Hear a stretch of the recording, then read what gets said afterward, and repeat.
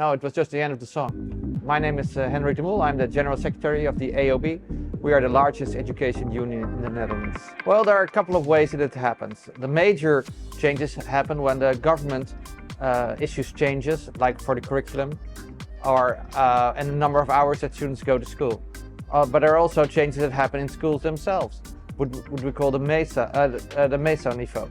So their schools are, innovation is, if it works really well, it's acted on by both the school principals and the board and the teachers together, which would be a good example. There are also, unfortunately, some kinds of bad examples where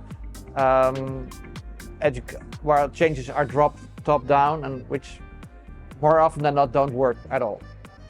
Well, formally, a change in the way the school teaches should be decided both by the school leaders in collaboration with the co-determination.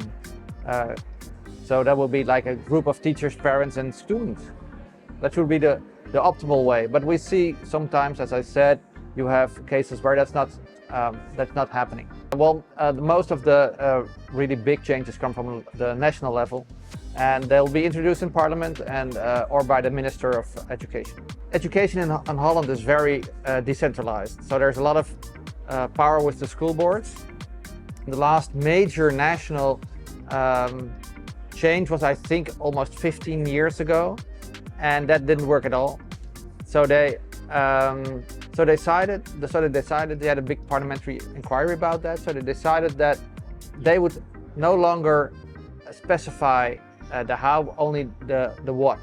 So the government says what we have to do, but they leave it to the schools to decide how they want to do it.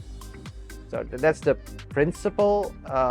It's very hard for politicians to keep their fingers out of of anything, especially education, as everybody kind of has their own experiences with education, so everybody thinks they're very knowledgeable about that.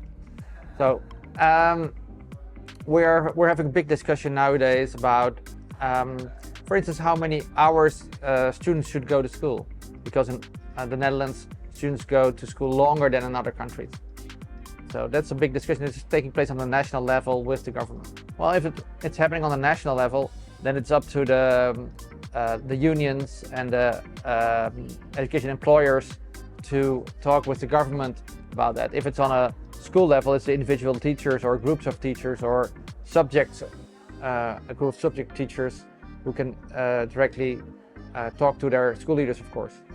So it kind of depends on which level the innovation is taking place. We have a big problem with the quality of our students' learning, because we're dropping on all international lists.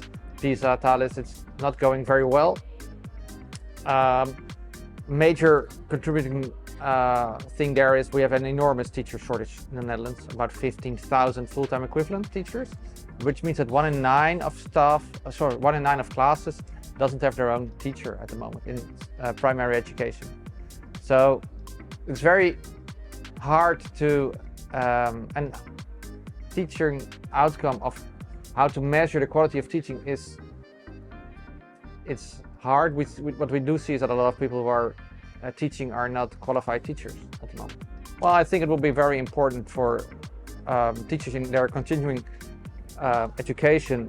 Well, we do have like room in your year for taking classes as a teacher, but we're not as good as doing that because of the teaching workload that teachers have. So they don't have time to keep on, well, not all of them have the time or find the time to keep on developing themselves.